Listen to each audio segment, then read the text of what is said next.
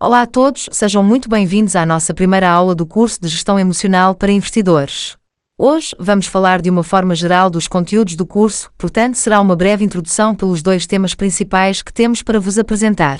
Basicamente, esses dois temas estão relacionados com aquilo que sentimos, ou seja, as nossas emoções, mas também com aquilo que nós pensamos, ou seja, os nossos pensamentos.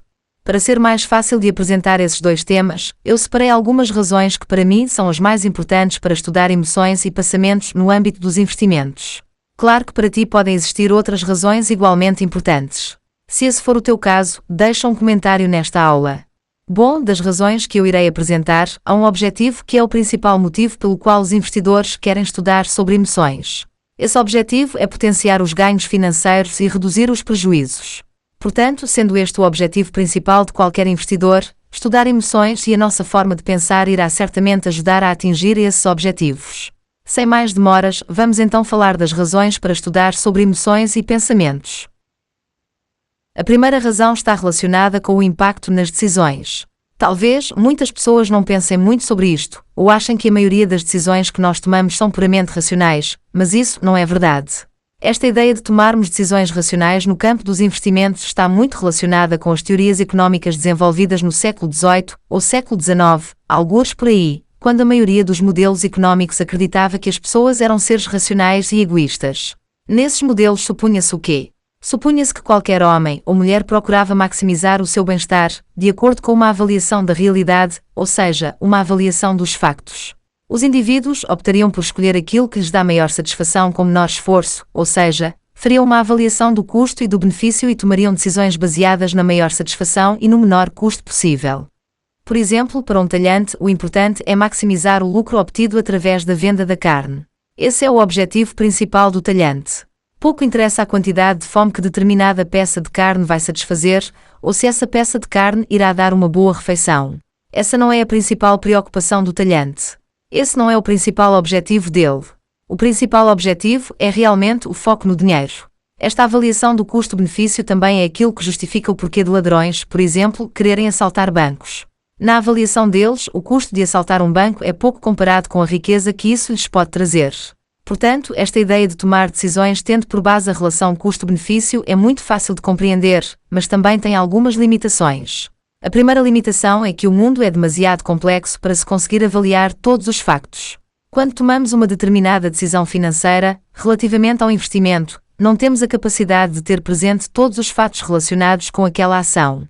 Claro que temos conhecimento de alguns factos daquela empresa, mas há muitos factos que nós não vamos ter conhecimento, porque são coisas internas. Na maior parte das vezes, são coisas que não são divulgadas, então é difícil nós termos esse conhecimento antes de tomarmos uma decisão.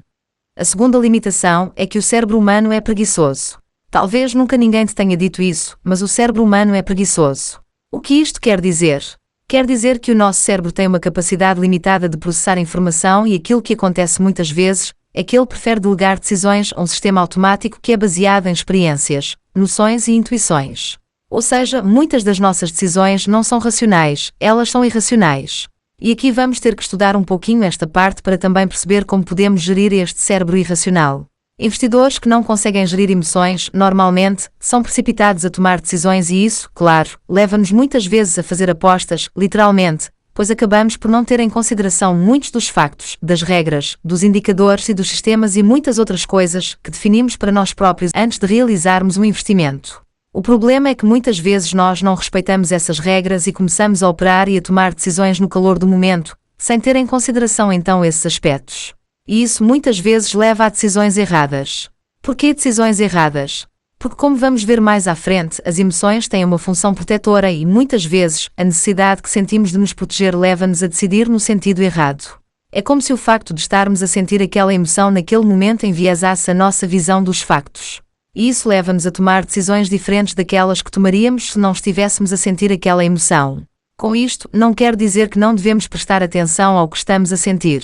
Não é de todo esse o objetivo, ignorar completamente as emoções. Muito pelo contrário, temos é de tentar perceber porque é que esta emoção está presente e também perceber que as emoções trazem-nos informação. Bom, vamos falar com mais detalhe sobre isto mais à frente quando começarmos especificamente a falar sobre emoções. Para já, vou deixar-vos apenas com estas ideias. Portanto, para além dos factos que temos de analisar antes de realizar investimentos, se calhar também temos que analisar as emoções antes de investir. Passando agora para a segunda razão pela qual devemos estudar emoções. Esta razão já foi falada aqui e está relacionada com a racionalidade limitada do ser humano. O ser humano tem uma capacidade limitada de processar informação e isso leva a que, muitas vezes, deleguemos as decisões a um sistema automático. Este sistema automático é sobretudo governado por intuições, memórias, experiências e, claro, por emoções. Mais uma vez, isto não quer dizer que essas intuições não devam ser ouvidas. Até porque nos mercados financeiros existem muitos padrões que se repetem ao longo do tempo, logo podemos usar a memória e as experiências a nosso favor. Portanto, o problema é quando nos deixamos levar pelas experiências passadas, pelas nossas emoções e memórias, sem ter em consideração outros aspectos que possam ser importantes para a nossa tomada de decisão. Isto é, o problema é quando nos deixamos levar completamente por este sistema automático e não pensamos sobre o que é que esse sistema automático está a fazer. Por que é que ele decidiu tomar esta decisão? É importante nós refletirmos sobre isso para conseguirmos prevenir erros. Que é a terceira razão pela qual é importante estudar emoções. Assim sendo, a terceira razão para nos preocuparmos em estudar emoções tem a ver com a prevenção de erros. Muitos dos erros que nós cometemos nos investimentos ocorrem devido a estas reações emocionais que muitas vezes levam-nos a tomar decisões de forma impulsiva. Logo, prestar atenção às emoções no momento em que estamos a tomar decisões relacionadas com investimentos pode nos ajudar a prevenir erros. Muitos dos erros cometidos nos investimentos ocorrem por impulsividade, ou seja, um exemplo disso é quando nós decidimos vender ações no curto prazo, durante uma queda nos mercados, basicamente porque estamos com medo de perder dinheiro, e se nós pensarmos um pouco sobre isso, se calhar essa decisão não faz sentido. Se calhar não fez sentido vender naquele momento, sobretudo se estivermos a falar de uma empresa sólida, com bons gestores, com um bom balanço entre as despesas e o rendimento nos anos anteriores, uma empresa que nunca esteve envolvida em esquemas, que está ligada à inovação. Se vendermos uma ação no calor do momento, o mais certo é mais tarde nos arrependermos dessas decisões. Nesses momentos temos de aprender a gerir as nossas emoções e a guardar as nossas posições para eventualmente tomar uma decisão mais à frente, ou seja, num tempo mais longo. As emoções ajudam-nos a prevenir erros porque com elas nós temos a capacidade de entender o porquê de termos tomado determinada decisão. Ou seja, eu decidi investir ou não investir nesta ação porque estava sob a influência de determinada emoção. Da próxima vez, eu estando consciente disso, vou conseguir identificar essa emoção e vou ser capaz de aplicar estratégias para lidar com ela. O objetivo deste curso também é esse. É sermos capazes de identificar a emoção que está presente, sabermos o que ela significa e arranjarmos estratégias para lidar com ela de modo a estarmos mais conscientes da sua influência e evitar então que ela influencie tanto a nossa tomada de decisão. Com isto, vamos então passar para a nossa quarta razão que justifica o porquê de ser importante estudar emoções.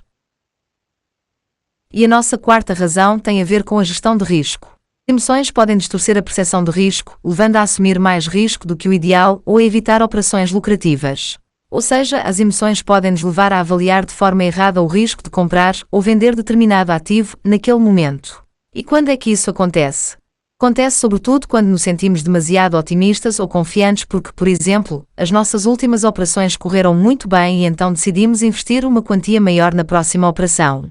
Na maior parte das vezes o que acaba por acontecer é que acabamos por ter prejuízo nessa operação e acabamos por não só não ter lucro, como acabamos por devolver todo o lucro das operações anteriores para o próprio mercado.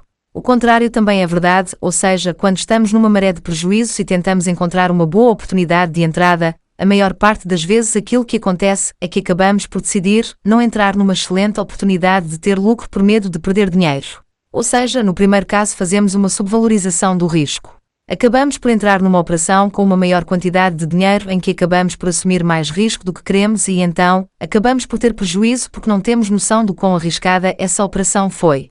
No segundo caso, nós fazemos uma sobrevalorização do risco, ou seja, achamos que o risco está demasiado elevado e então decidimos não entrar naquela oportunidade que se tivéssemos entrado teria sido um sucesso garantido. As duas situações são situações em que nós acabamos por perder.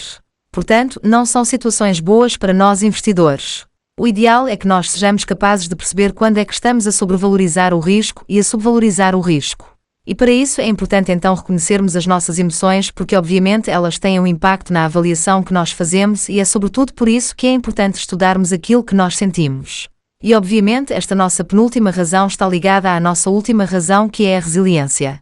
Normalmente, investidores emocionalmente inteligentes conseguem permanecer calmos e focados nos objetivos de longo prazo, evitando serem dominados pelas turbulências do curto prazo. O que é que isto quer dizer?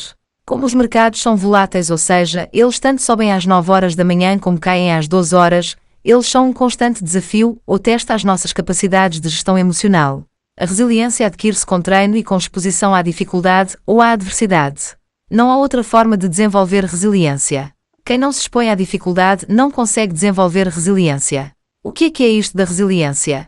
A resiliência é a nossa capacidade enquanto investidores de lidarmos com experiências avaliadas por nós como negativas. Pode ser a perda de dinheiro ou a perda de uma oportunidade de investimento em que acabamos por desenvolver estratégias para lidar com essas situações e para enfrentar essas situações. Se eu tenho um prejuízo de 1000 euros numa operação de compra, se eu for uma pessoa resiliente, eu vou procurar ou estudar o porquê dessa operação ter corrido mal e arranjar estratégias para que essa situação não aconteça uma segunda vez. Numa segunda vez em que eu esteja perante essa situação, eu vou tentar não cometer o mesmo erro. Eu vou tentar enfrentar essa situação com as aprendizagens que já obtive da primeira vez que passei por isso e, eventualmente, até já aplicando estratégias diferentes ou pensadas por mim. Isso é o que a resiliência nos permite fazer. Ela permite-nos, perante uma situação semelhante ou uma que já passamos, termos a capacidade de nos mantermos calmos, focados nos objetivos e de aplicarmos estratégias que já testamos ou já estudamos previamente. Se formos resilientes, vamos conseguir estar então mais focados nos nossos objetivos e a ter um estado emocional de maior equilíbrio, e isso vai facilitar as decisões que temos de tomar. Bom, esta é a nossa aula por hoje. Caso existam questões, por favor deixem nos comentários desta aula que tentaremos responder. Já em seguida vamos então passar para a segunda parte desta aula introdutória, que está relacionada com os nossos pensamentos. Por que é que nos devemos preocupar com a forma como pensamos? É o que vamos ver já na próxima aula.